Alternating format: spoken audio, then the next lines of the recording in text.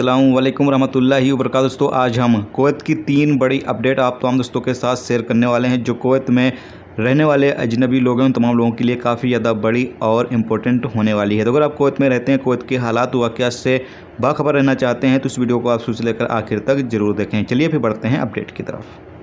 अगली अपडेट ये है कि अल राय ने हेल्थ सोर्सेज के हवाले से बताया है कि कोरोना वायरस अभी जो कुवैत में ज़्यादा फैल रहा था उसमें अब बेहतरी देखी जा रही है, यानी कि अब सुधार दिख रहा है, जो ये दर्शाता है कि कुवैत में जो अभी कोरोना वायरस की लहर आई है उसमें अब काफ़ी ज़्यादा सुधार देखने में आया है। और कहा यह गया है कि ये क्रेडिट जो कुवैत में उठाए गए सख्त इंतजामात है उनको जाता है, जो कोरोना वायरस से बचाव के लिए सख्त इंतजामात किए गए हैं उसको ये क्रेडिट जाता है। जबकि आगे ये बताया गया है कि अगर जिस हिसाब से अभी हालात कुवैत में बेहतर देखने में आ रहे हैं, अगर इस तरीके से हालात आगे भी रहे तो बहुत ही जल्द कर्फ्यू ख़त्म कर दिया जाएगा। कर्फ्यू की आवश्यक नहीं होगी कुवैत के अंदर। जबकि कुवैत में अब तक 7,50,000 से ज़्यादा कुवैती शहरी और गैर मुल्कियों को टीका लगाया गया है। मई के आखिर तक 1.2 मिलियन लोगों को टीका किया जाने का उम्मीद है, यानी कि 1.2 मिलियन लोगों को टीका लगाया जाएगा। जबकि सितंबर के आखिर तक 2.8 मिलियन लोगों को टीका लगाया जाएगा।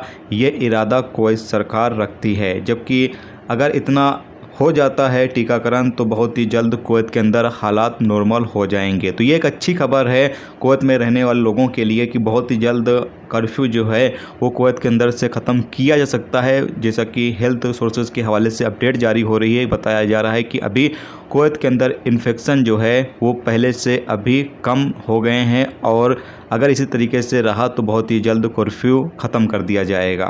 यह है कि कोझिकोड इंटरनेशनल एयरपोर्ट से कुवैत के लिए निकली एयर इंडिया एक्सप्रेस फ़्लाइट की इमरजेंसी लैंडिंग करवानी पड़ी।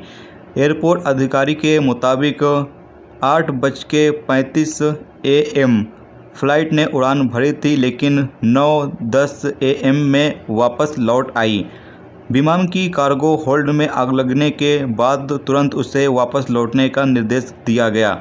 उड़ान में 17 पैसेंजर और स्टाफ मेंबर मौजूद थे। राहत की बात यह है कि इस हादसे में कोई भी हताहत नहीं हुआ है, सभी सुरक्षित हैं।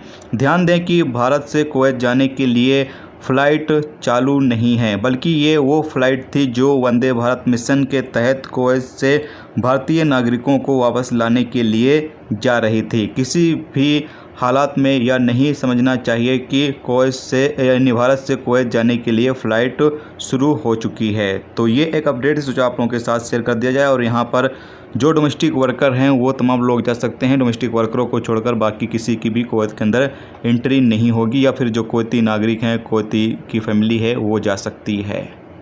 अगली अपडेट ये है कि अल जरीदा रिपोर्ट के मुताबिक बताया गया है कि 2020 के दौरान दर्ज किए गए यातायात दुर्घटनाओं की संख्या 6,813 है, जिसके नतीजे में नागरिकों और निवासियों के बीच 352 लोगों की मौत हुई थी। जबकि इस साल की पहले 3 महीने के दौरान ट्रैफिक एक्सीडेंट के नतीजे में 85 लोगों की अब तक मौत हो चुकी है। यानी कि जो ये साल चल रहा 2021 का, इस दौरान अब तक ट्रैफिक एक्सीडेंट के नतीजे में 85 लोगों की मौत हुई है। तो आप तमाम लोग अगर ड्राइवर हैं तो काफ़ी ज़्यादा एहतियात के साथ गाड़ी चलाया करें, क्योंकि आप लोगों को पता ही है कि गल्फ़ देशों में काफ़ी स्पीड में गाड़ियां चलती हैं और जब एक्सीडेंट होता है तो बचने के चांस बहुत ही कम होते हैं। तो आप तमाम लोगों से यही दरख्वास्त करना चाहेंगे कि आप तमाम लोग गाड़ी चलाते वक्त काफ़ी ज़्यादा एहतियात बरता करें। जो रूल्स रेगुलेशंस हैं उसकी पाबंदी किया करें ताकि एक्सीडेंट ना हो।